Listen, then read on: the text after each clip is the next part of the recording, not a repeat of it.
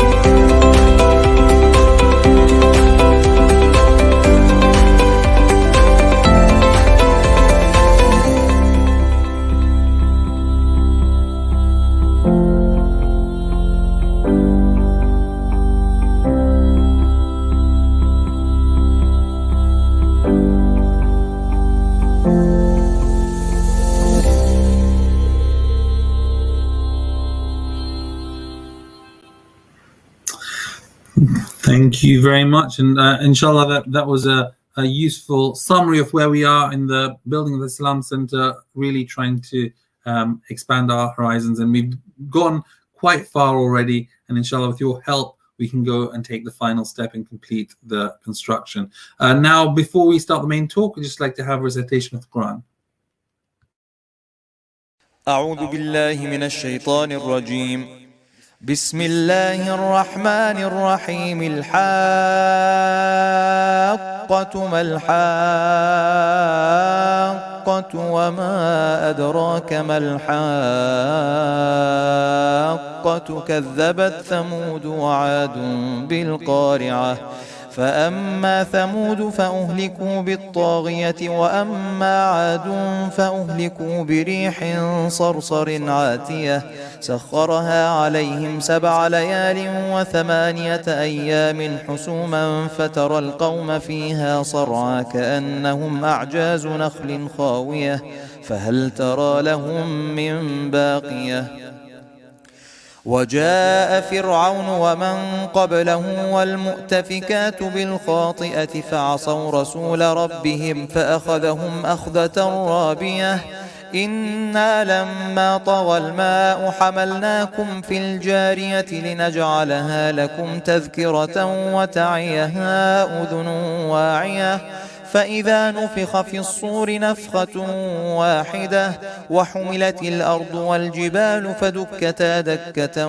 واحدة فيومئذ وقعت الواقعة وانشقت السماء فهي يومئذ واهية والملك على أرجائها ويحمل عرش ربك فوقهم يومئذ 8 يومئذ تعرضون لا تخفى منكم خافية فأما من أوتي كتابه بيمينه فيقول هاؤم اقرءوا كتابيه إني ظننت أني ملاق حسابيه فهو في عيشة راضية في جنة عالية قطوفها دانية كلوا واشربوا هنيئا بما أسلفتم في الأيام الخالية وأما من أوتي كتابه بشماله فيقول يا ليتني لم أوت كتابيه ولم أدر ما حسابيه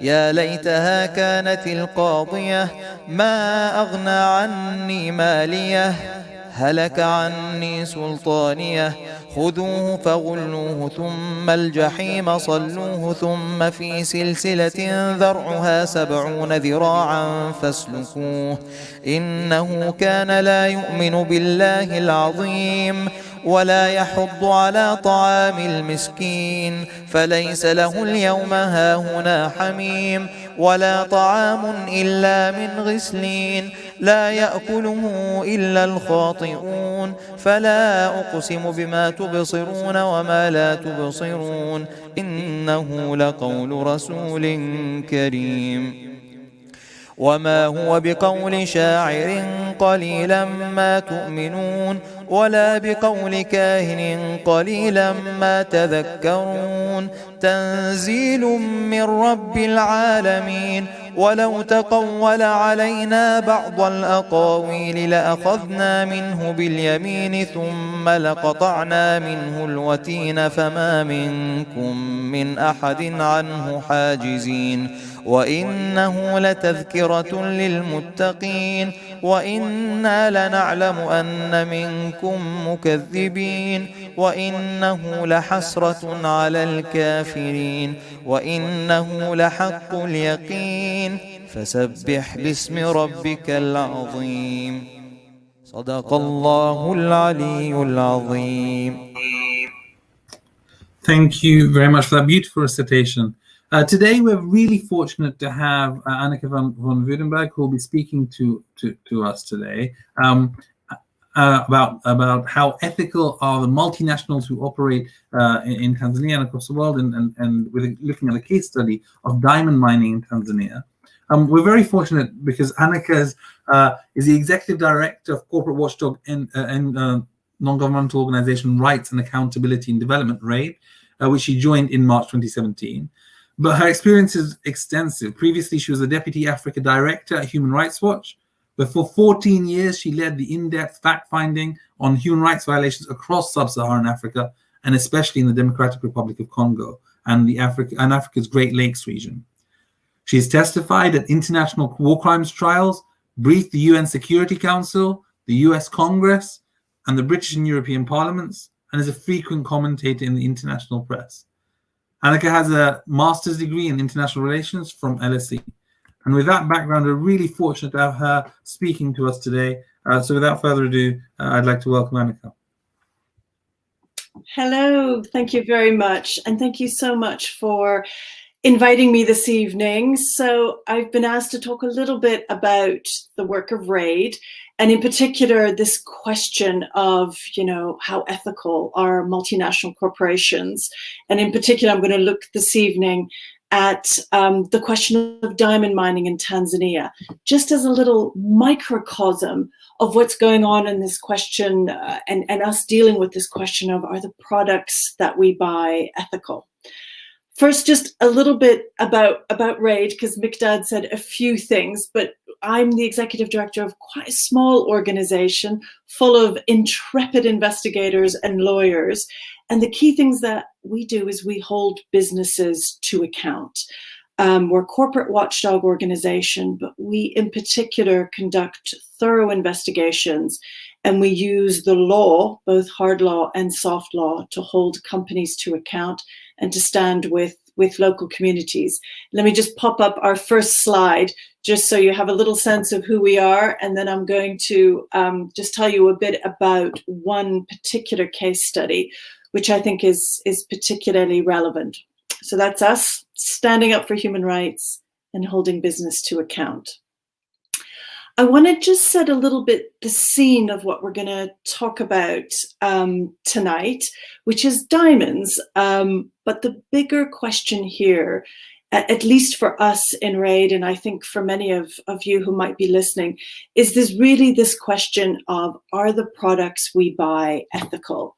And we can maybe just take the slide down and I'll talk a little bit about context. We won't quite go on to the Williamson diamond mine yet. So maybe just take that slide off for a moment, if you wouldn't mind, Sajjad. And I'll just keep chatting while we fiddle around with the slides. Ethical products are an increasing part of our world. I think many of you will know this, the question about fair trade brands, ethical fashion, ethical beauty products. I think increasingly this is a part of our world, and it is a growing industry. Let me just give you an indication. So in 2018, this was an industry of $30 trillion, and it's growing. And it's particularly growing in the mood that we're all currently in this kind of post-COVID world. Not yet quite post-COVID, but hopefully soon, where so much of the discussion is about build back better. And I think what we're going to see is we're going to be seeing this industry grow dramatically. Don't just believe me. I'm going to give you just a quote from the CEO of BlackRock, the largest investment fund in the world, who said that this kind of ethical investing, or ESG as it's called in their lingo, which means environmental, social, and governance investing, in his words, this is going to, quote unquote, transform all investment. Diamonds are a big part of this. They're a large industry which is totally based on whether or not a diamond is ethical. I think it's useful to be speaking about this as we get close to Valentine's Day. And probably anyone out there who may be buying a diamond, you're going to want to ask the question, or I hope you will ask the question, is it ethical? Is it tainted by human rights abuses or environmental harm? Is this diamond something that I indeed can be proud of? And I think then we also need to ask ourselves the question, can we trust the claims? So when a company says, yes, this is ethical, or a company says this is fair trade, how do we know? And I think what I'd like to talk to you about today is a clear example of where the marketing promotion, where the PR actually doesn't live up to the reality, and where the reality is actually quite different.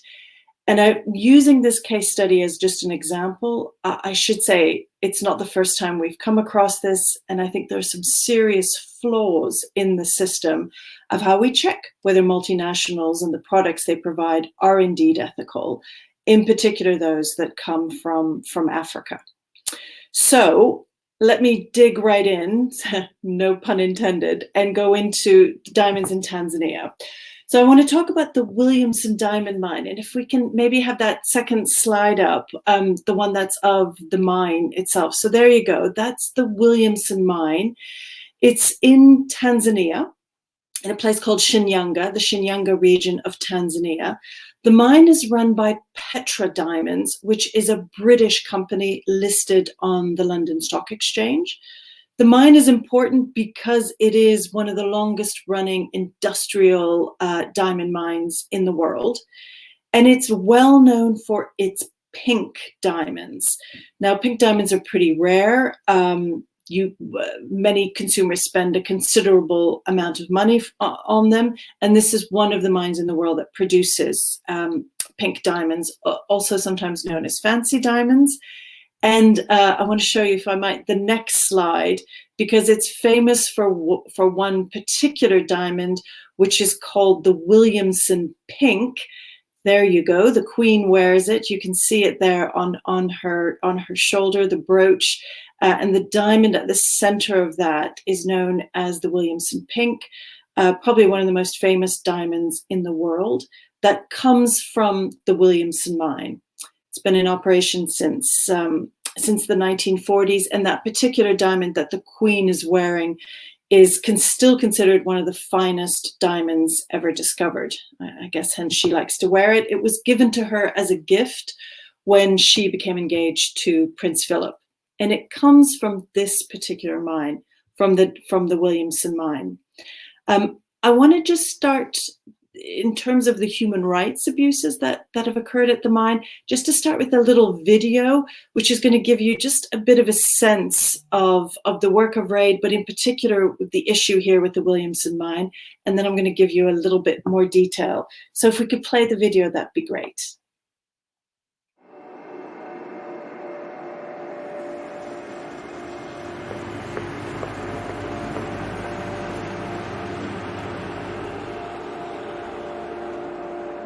We at RAID have uncovered accounts of brutal human rights abuses. They include torture, people chained to hospital beds, beatings, assaults, and even shootings and killings. Maana ya kunyanyasa ni kwamba ikitokea tu umekamatwa, hata kama wengine wanakamatwa nje ya eneo la mgodi, wanaingizwa mle, wanapigwa, ikitokea wameumizwa sana au wameuawa. When companies say one thing but do another, they need to be held to account. When people are buying products like jewelry, they need to be able to ask if it's responsibly sourced, but they also need to trust in the answer that they're getting.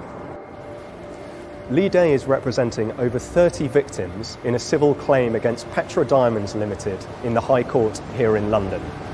Some of our clients allege that their loved ones were killed at Petra's diamond mine in Tanzania. Others allege that they were shot and injured or subjected to very serious mistreatment and beatings by the security personnel at Petra's mine in Tanzania. The claimants are clear that they have no realistic prospect of obtaining justice for these claims in the courts in Tanzania. Their only realistic prospect of justice is here in the courts in London in a claim against Petra Diamonds Limited. Petra Diamonds' claims that its gems are ethical are quite meaningless in the face of the brutal human rights abuses that we've uncovered at its Tanzania diamond mine.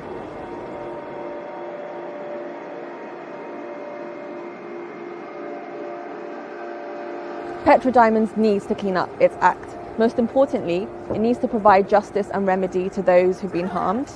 That's the bare minimum of what we'd expect from any responsible company.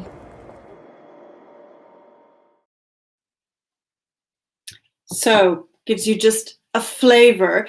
Let me give you a little bit more. So RAID has been conducting investigations at the Petra Diamonds mine for over a year now at the Williamson mine in Tanzania. We conduct field investigations, have done a thorough analysis of their corporate records and of the public statements they make. And we published a report just a couple of months ago, really putting all of our information into the public domain about what we found. So we documented since the time that this British company took control of the mine from 2009, we documented at least 7 deaths, 41 brutal assaults. And there were some unique features to what we found at this particular mine. And because our work is so often in Africa, we do frequently go to mining sites and conduct investigations at mining sites. But this had some unique features, most notably that the individuals who were often assaulted brutally at the mine by the security guards, by Zenith security guards, a company that was hired in Tanzania to provide security for the mine. They would arrest individuals they found on the mining concession, frequently beat them or shoot them, bring them to a detention center on the mine, inside the mine's perimeter fence, where they could be detained for up to 3 days at a time, sometimes food withheld, sometimes water, being beaten, humiliated, held in filthy conditions, before either then being released or being handed over to the police. For a private company to be running a detention center of this nature was shocking and alarming. We also found that many of the individuals who were injured during these security operations, which were almost conducted as military type operations, that those individuals, if they were injured seriously, were not handed over to a hospital outside of the mine premises, but actually were taken to a hospital on the mine site, where they were then handcuffed to beds or handcuffed to each other, further humiliated or threatened, were given medical assistance that they might not have given their consent to, medical records were withheld. Again, a hospital controlled by a British company, by a private sector entity who has no real legal authority to be doing this. The numbers were surprising. We felt that we still had only been able to document the tip of the iceberg. If I can just show you the next slide, it gives you a flavor of the type of military status of the guards. So these are the Zenith security guards, many of whom are former military. Many of whom have been trained by the military, in fact, and you can see they're carrying weapons. They're very heavily protected themselves, and they really were operating in an almost militaristic fashion.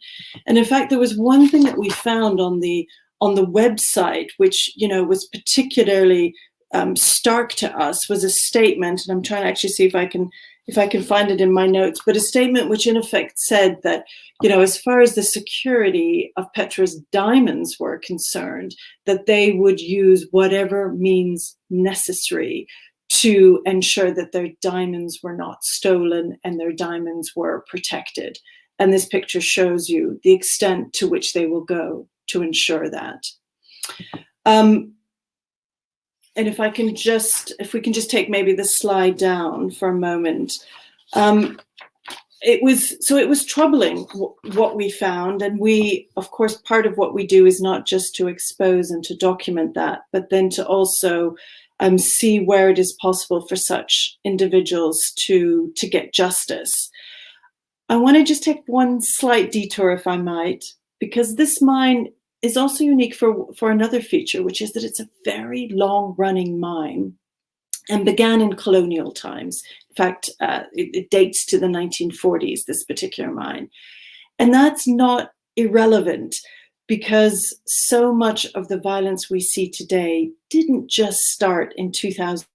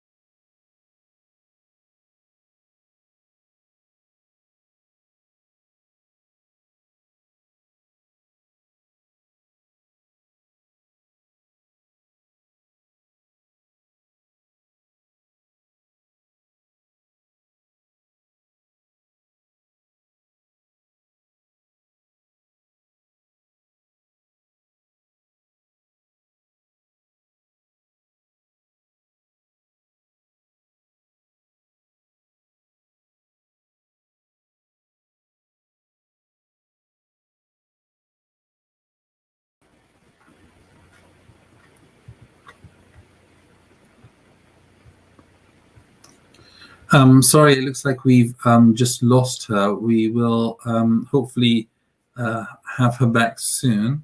Sorry about that.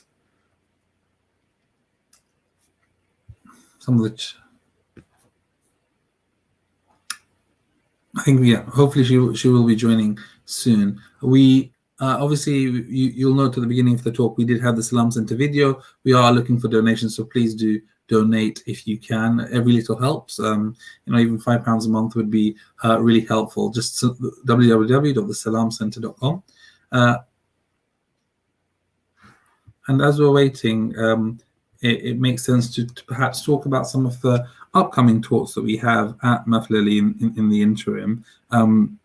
We have obviously today we're very fortunate to have Anneke who's here, and our programs generally next Friday we have on the 12th of February we have Nasira Jamal, who's an author and life coach. She'll be talking to us about strategies to create personal and professional abundance. She's an author who's written on this very topic.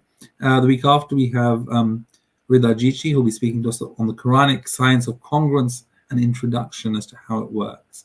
The week after we have the on Thursday, 25th February, we have the birthday of Imam Ali alayhi salam. And on that Friday, the 26th of February, we have Professor Nale Gharavinaini, who's from Iran, who will be speaking on women's role in the narration of prophetic hadith and prophetic traditions. We are still waiting for Anneke to rejoin.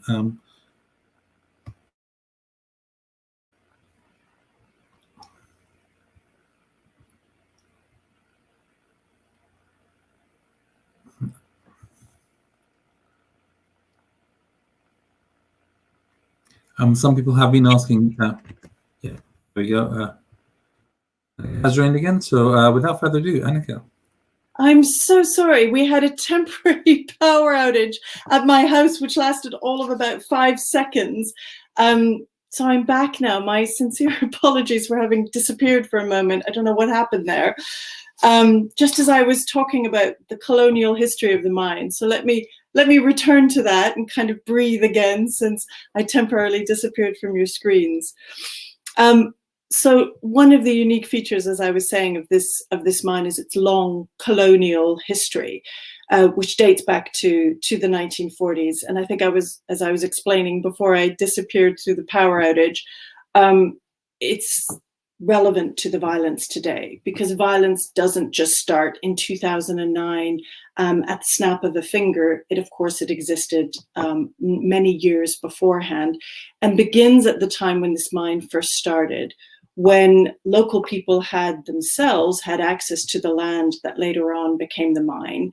They were doing searching for and artisanal mining for diamonds before an industrial mine was ever started there. And so it was very much part of their life and of their land.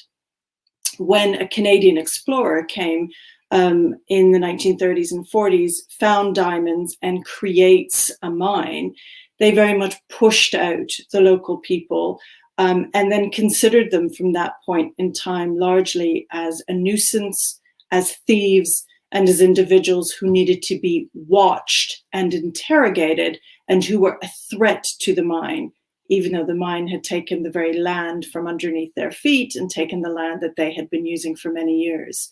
And I want to just show you a picture from the colonial time, because it sums up what the kind of attitude was and where the violence we see today comes from. So if I can just have the next slide, that would be great. So here you see, this was a picture taken in the 1940s when it was the mine run by Dr. Williamson. And you'll see on the bottom there, the individuals sorting through the diamonds, and behind them, guards, obviously watching very closely over their shoulders. Note also, you have to look quite closely, but note that everybody is only working with one hand, with the other tied almost kind of partially in a straitjacket. So their hands, they were only permitted to have one hand out. They're doing sorting of the diamonds there, because there was this view that they would steal the diamonds and therefore cut into the profits of Dr. Williamson. I won't show you a number of the other pictures we have, but after every shift, those workers on the mine were strip searched, and I mean thoroughly strip searched for any diamonds that they may have taken, often in a very degrading and humiliating way. And that attitude between the mine and the local communities is in many ways one that continues today. And there's significant animosity between the local community and the mine. And it's one of the reasons, of course, why individuals continue to go onto the mine site, which is not appropriately fenced off, so it's hard to know where the boundaries are. But people do go in and still search for diamonds, known as artisanal miners, in part because the company itself doesn't mine all areas of the mine, but also because there is this kind of traditional view that it is land that belongs to them. So, I don't want to get too bogged down in the colonial bits, but if anyone is interested afterwards, I'm certainly happy to answer more questions about that. Let me go on to two other things which I think are critical to this case study. One is, what does the company say? right? What are the claims that the company makes? And what's this kind of disjuncture between what we found and what the company says? And I'm just going to read you a couple of statements because I think they're particularly important to kind of see this disconnect between the public PR and the reality. So here's Petra Diamonds, right, as I said, which is listed on the London Stock Exchange. Here's its wording. We have high ethical standards. We play a positive role in the lives of local communities. And this is a direct quote from their literature. Not only do we respect human rights, but we actively advance them. Another quote, our security systems play an indispensable role in upholding and protecting human rights at Petra. And I have to say, what we found could not be further from the truth on many of these statements, public statements that Petra Diamonds makes. Was Petra Diamonds unaware? We've had multiple meetings with the company. We've certainly made them aware, but we don't think they could have been unaware before we began our investigation that these kind of abuses were happening, because Tanzanian journalists were talking about it. Local bloggers were blogging about it. Some international press outlets had reported on it. There were other international NGOs who had occasionally raised concerns about it. This wasn't something that should have or could have come out of the blue for them a couple of months ago when we published our report. This either was a management at a company that was utterly deaf and blind to what was happening, or they didn't have appropriate systems in place for that information to be making its way to senior management. But look, here now is really the rub. Petra Diamonds is not only listed on the London Stock Exchange. Until very recently, Petra Diamonds was listed on something called FTSE for Good, which is an ethical index that particularly lists companies who are considered to be ethical and that meet high environmental, social, and governance standards. It's been on that list for years. Again, something that Petra Diamonds promotes, saying, see, look how ethical we are. Our products are products that you can trust and rely on. And it is this which I think is important for us all. It's not the only company, of course, listed on this index. It's not the only index out there. There are other ethical indices. But what is clear to us is that those kinds of indices, those kind of claims that companies make are not checked, are not verified. There isn't a robust enough system to be able to cut through the public relations or to be able to certainly certify or verify that these kind of products are ethical. And FTSE for Good is important. It would be, please take this kind of away with you as a takeaway from this talk, because so many ethical pension funds track FTSE for Good. So many of us, many of you perhaps inadvertently invest in Petra Diamonds. Let me just tell you some of the investors who are invested in Petra Diamonds and also who track FTSE for Good. So this includes BlackRock Investment, Aviva, Aberdeen Standard. There are multiple other ones. Those are probably the most important household name ones. And it is just raises those questions. How thoroughly are they checking? And I think it raises a lot of concerns. And we're in discussion with some of these investors as well to ask, how did you check that Petra was ethical? What questions are you now going to ask the company? Will you take up these concerns of human rights abuses? So look, in conclusion, I don't want to turn anyone away from ethical products. I, as a shopper myself, I want to buy products that contribute to the benefit of society, certainly not products that cause environmental harm or human rights abuses. But, and I think frequently they are worth the extra money. I'm happy sometimes, I am happy to pay more for an ethical product, but I also want to be sure that when I buy something that I can trust what is being told to me, that it has been ethically sourced, that a company has checked its supply lines, that this isn't just fancy promotional talk, but is indeed the reality. And I think for that to happen, for us as consumers to have confidence, we need significantly better checking by ethical indices, by companies. We need appropriate supply chain checking as we go through where have our products come from. And frankly, we need that not to be voluntary by companies. We need it to be mandatory. And if that doesn't happen, I have to say, I fear that we will continue to be in this environment where companies can claim something, but where the reality is very different. So I think I've got 2 more slides. Let me just pop those up before I stop talking. One is of one of the victims, just because it's always good to also be able to see faces. So this is George Joseph. He's one of the local leaders who's seeking empowerment for the victims of the abuses at Petra Diamonds. He, as you can tell, he lost a leg in incursions with the security people. And maybe now just onto my final slide. So please follow us on Twitter, check out our website for more information and the detailed report about what happened at Petra Diamonds.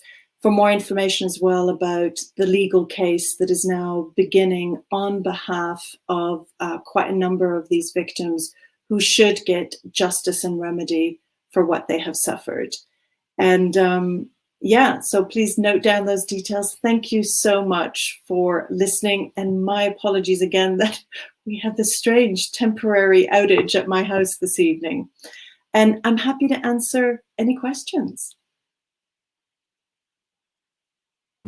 Thank you very much and for your talk. And it's great to hear the work that you've been doing. The first question that's come through is asking more about broader work. Is this an exception, or are there lots of British companies who are engaging in unethical practices and saying that they're not? So it's not unique, and it's not an exception. Look, RAID does work on a number of other cases. We largely focus on Africa and on multinational companies. So we particularly take it from where there are harms in the global south to seeking justice and remedy in the very locations where the companies are based, often in the global north, and often in a small number of places in the global north, the UK, the US, Canada, and Europe, a little bit Australia. So no, this is, we actually have another case in Tanzania in relation to a large gold mining operation. But I would say we see this in multiple places. And I think one of the challenges here is that multinational companies, when they operate, let's say in the UK or in Canada or elsewhere, if they have mines in those particular places or operations, it doesn't need to be the extractive industries, they're held up to a higher standard, and there's more regular checking of what happens. It's different when those same companies operate in a place like the Democratic Republic of Congo, Tanzania, Chad, Zimbabwe, all places where we have done investigations and research. And there's much less checking by civil society, much less checking by the state and by governments. And so, no, this isn't unique. And I do think this is one of the reasons why it's so important that local communities who've been harmed or victims who've been harmed are able to bring their cases to the courts where these companies are registered, because that's often the only place where they can get justice and remedy. So in the case of Petra Diamonds, that's what's beginning to happen, is that local communities are bringing a case here in the UK to the Royal Courts of Justice, as you may have seen in the video. And that is a much bigger incentive for the companies to clean up their act. I think the other incentive would be that if they know they're going to be held to mandatory standards, not just voluntary ones. Thank you very much. There have been lots of questions that have now come through. Let's ask Ahmed, who's already in the studio, to ask live. Hi. Have you approached FTSE for Good to inform them of this human rights abuses and asking them why do they still continue? Why do they not remove them from their list? And also, have you had has Tanzanian government responded at all to these human rights abuses? So the first question is a very good one. Yes, we have approached FTSE for Good. They actually, oddly enough, just a couple of months ago, dropped petrodiamonds from the FTSE for Good index, but not because of human rights abuses. It was actually due to a kind of technical underlying issue in relation to the main market. So it was not any degree of scrutiny by FTSE for Good, removing them for environmental or human rights reasons. And we continue to follow up with them. This is one of the first cases where we've had a company that was listed on FTSE for Good, but other civil society organizations or journalists have frequently raised concerns about the lack of checking and the lack of appropriate or robust process by FTSE for Good on those that are listed. So I think in general, there's a much bigger issue with some of these indices. One of the other big ones is the Dow Jones Ethical Index, I think it's called, which also has a number of companies. For a long time had the large fossil fuel companies as well.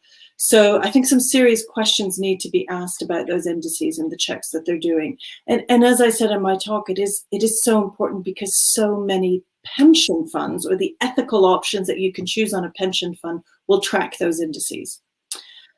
In terms of the Tanzanian government, we have approached the Tanzanian government. It actually holds a 25% stake in the Williamson mine.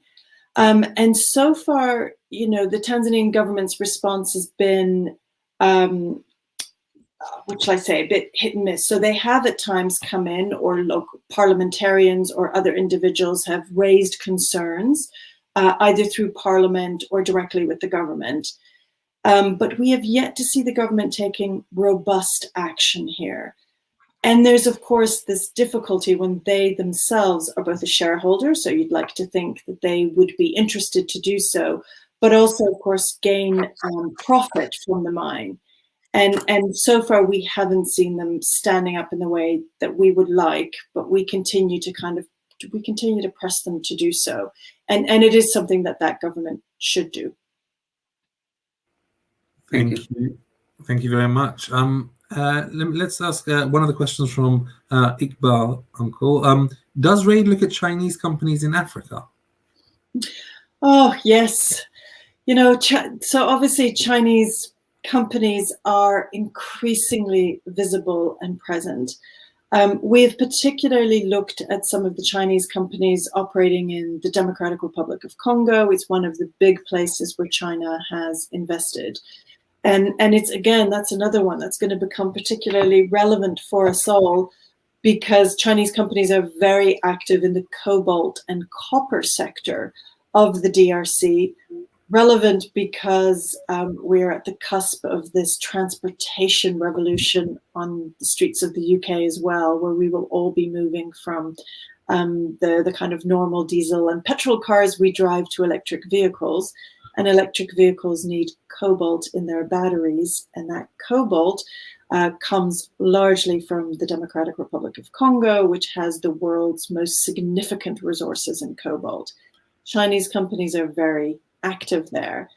And some of what we're seeing in the cobalt and copper sector of the large Chinese companies that operate there is a significant lowering of the standards on workers' rights, on safety rights, and hence also workers' human rights and on environmental standards. So we are increasingly beginning to look at that as well, and advocating for change with the Chinese government is not easy, but certainly important for us to do as well.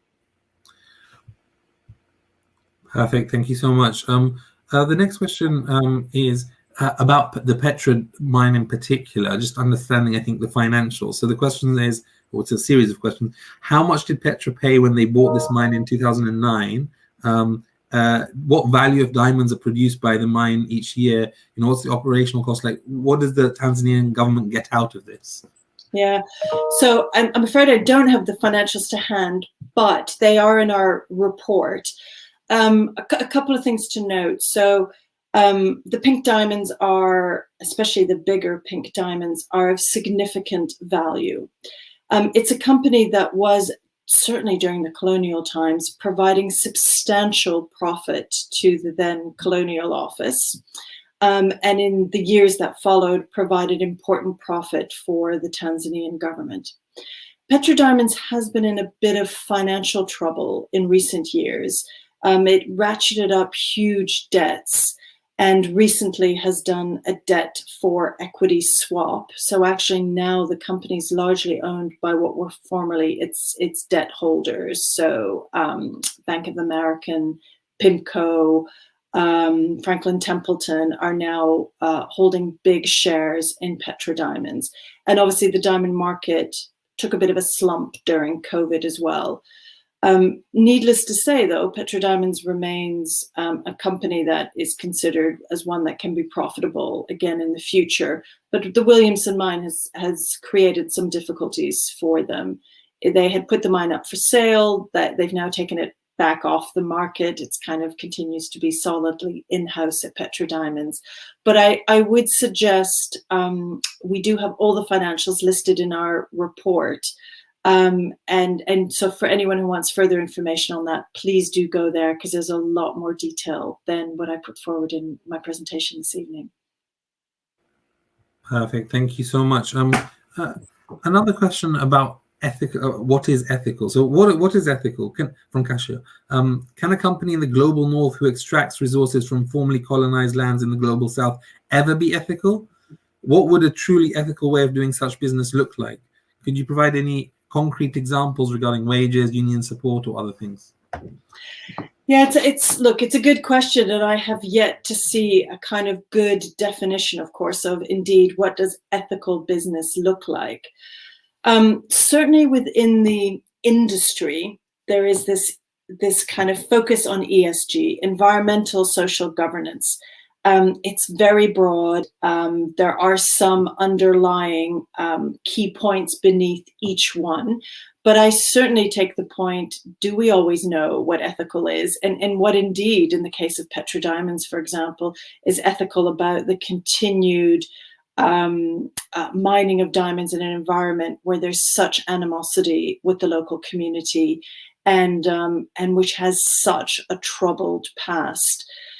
I think this is indeed one of the areas where we need greater clarity and where we really need to be pushing businesses and regulators to be more clear on what that means and to be more clear on environmental standards. I would say on environmental, we're starting to get obviously a bit closer in terms of some of what's coming out of discussions around climate change, but similarly on human rights. There is voluntary principles designed by the United Nations called the UN Guiding Principles, which apply to businesses on human rights. That's a starting point from which we can start to see much clearer definitions of, what are the human rights principles that companies should abide by. The difficulty is that they are not binding.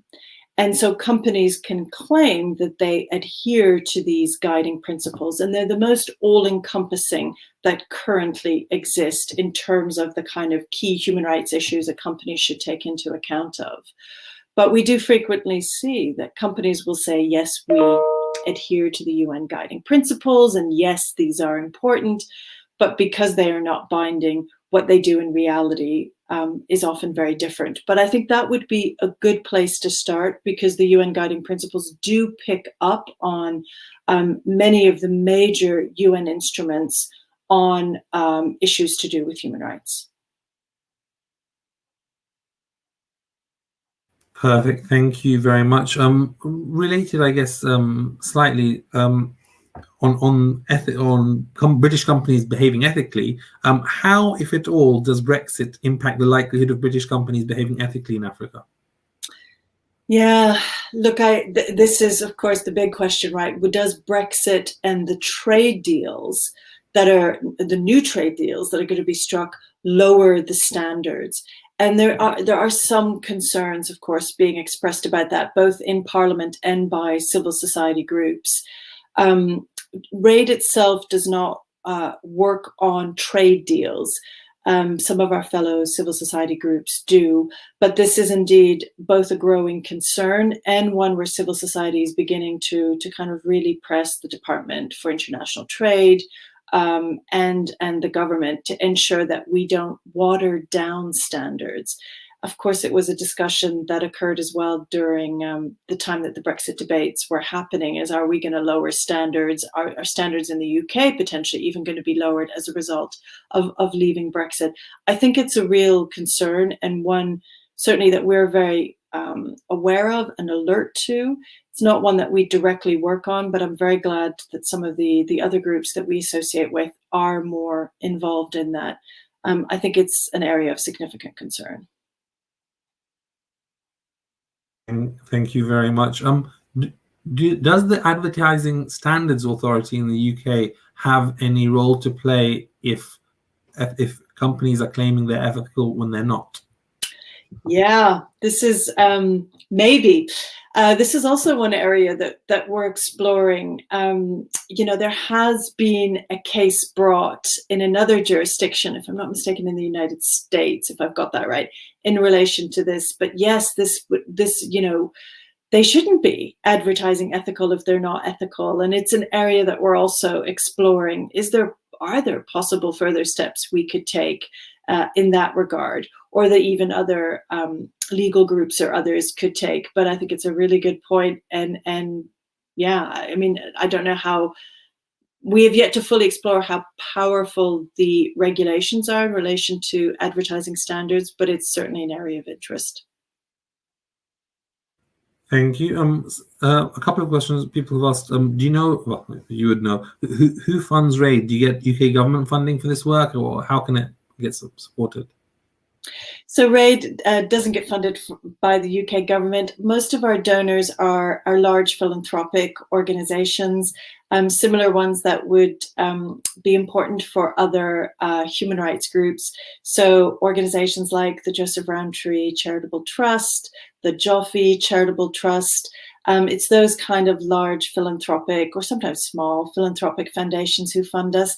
And of course, we also, we do some events where we try and do fundraising. We like to put runners in the Royal Park Half Marathon, who we then get sponsorship for. We occasionally do an event or two, but most of our funding comes from philanthropic institutions. And another question came through. Are there any real good ethical shareholders, things similar to FTSE for Good? Are there ethical places which can be verified? Oh, I wish I had a couple of good ones that I could pick out of my hat and say, look, these are the ones, these are the standards we should be reaching for. I'm afraid I don't. That doesn't mean that any of us should lose hope, because I think that is precisely what we should be building. And when we see all the discussion on social media and in the press about building back better, for me, that's one of the key areas where we just need greater attention, more involvement from government, stronger standards, is on ensuring that businesses contribute to society, that there's equity, and that they respect the environment and human rights. And I think the tools we currently have are blunt and are not doing the job. And certainly from where I sit, I just don't see that voluntary regulations are going to get us where we need on this. I do think governments need to stand up and put in place stronger regulations. It's something that's happening in in Europe as well, or in some places in Europe, where there are now there's a growing kind of movement for stronger requirements on companies to check their supply chains, to report adequately on that, to be more accountable. But I'm afraid I don't have a nice one that I can pull up and say, here's the standard that we should be seeking to attain. Thank you. A question from me actually now. Given what we see in Xinjiang in China, and we see a lot of pressure being put on multinationals who are investing there or have supply chains which are sourced, or cotton which is sourced from there, is that a start of a greater almost snowball effect that might have impact in other areas like in Tanzania? Or do you think or is media so important that you can only focus on one thing at a time, and actually in reality it's not going to have any impact elsewhere?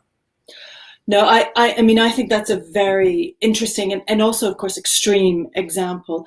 I noticed that there was debate about this in Parliament just recently about Xinjiang and what should be done about that and what businesses should do. And in fact, a number of parliamentarians were making the exact point that I've been making this evening, which is, actually, let's not constantly do it on a case-by-case basis or when it's headlines in the news. What's clearly needed is stronger regulation on companies. And there were a couple of members of Parliament who were raising just that in some of the debates in recent days. So, often these big extreme examples help to move the needle. And it needs to be moved, right? And so in that sense, it can be really helpful. But the underlying issues remain the same. And again, that stronger regulation, stronger checking, stronger pressure from consumers. I do think all of us have a role to play in this, in really demanding that the products we buy are ethical, that supply chains have been checked, and making sure that those who we're buying products from, be it Sainsbury's and Tesco's or Amazon or the diamond ring one might be buying leading up to Valentine's Day, that we ask the questions: where did it come from? Are we sure? Hey, company X, have you checked? And I think that pressure from consumers, both on social media, through direct connections with companies, through all the different ways that we can think of to bring that pressure, is absolutely needed, because it has to come in some ways from all of us. And I think we have an important role to play in that. Thank you. Two final questions as we try and just wrap up.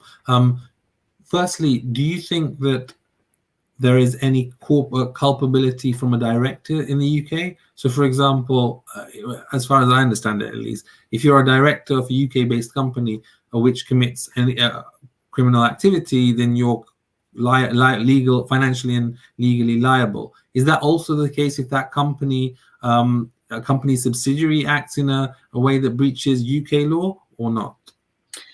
So the law on this is progressing, and it's progressing initially slowly, but I think it's now starting to progress faster.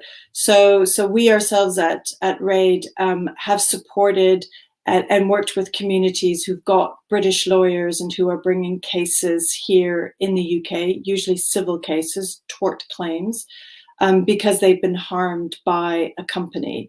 Now, there was a very important case at the Supreme Court just last year, if I'm not getting my years mixed up, recently. COVID I can't remember, it was definitely before COVID, so it might not have been 2020, must have been 2019. A case that was crucial at the UK Supreme Court, the Vedanta case, which indeed said that a parent company can be held liable for the actions of the subsidiary, that they cannot claim to be a separate entity, and that the jurisdiction for hearing such cases can be and should be where the company is based. So that was very important in terms of the steps taken in UK courts to begin to open up a route for remedy and accountability by communities overseas, no matter where that overseas might happen to be. Criminally, it is still more difficult, and there are attempts by parliamentarians, policymakers, civil society groups to also clarify the law as regards the culpability of individuals within those companies. So not the trustees, the board of directors, the CEOs, but that remains extremely difficult. And in some ways, I think that the kind of our legal systems, both domestically and internationally, have simply not kept pace with globalization and with the way that companies are now structured, having a head office maybe somewhere in London or New York, having a management office potentially somewhere else, perhaps being officially registered in an offshore jurisdiction in order to keep taxes low, perhaps managed from another entity, out of South Africa, which might then manage other African countries and other African subsidiaries. So the complexity of the globalization, the complexity of the way the companies are now structured has not made it easy to hold them to account. And they frequently hide behind this kind of the corporate veil. And it is that which has taken quite some time to begin to puncture, but it is beginning to happen. And the UK is quite far advanced on that in relation to other jurisdictions. There was another very important case this week in the Netherlands on Shell, where Nigerian farmers were saying to Shell, you've polluted our land and we need it to be cleaned up and you owe us compensation and you should be held to account. And a Dutch appeals court found in favor of the Nigerian farmers. These cases are still few and far in between, but they are beginning to happen. They're going through the courts and they're starting to set important precedents. And that is what I think will be needed to help strengthen the way that we can get accountability and to make sure that companies see that actually you're not going to get away from it because it's a different jurisdiction. There are legal obligations. Thank you so much. And the final question, which is from YouTube. So which, I don't know if this is a fair question, which is the most ethical domestic company in the UK? Oh. Give any example, I don't know. I'd be curious what people think might be a good ethical company. Look, I certainly would say we haven't looked at all of them. We largely focus on companies that operate in Africa. So I'm not sure that I'm the best person to designate what's a good ethical company, but I'd be very curious what viewers think is a good ethical company, and then maybe we'll go and have a look as to whether they really are.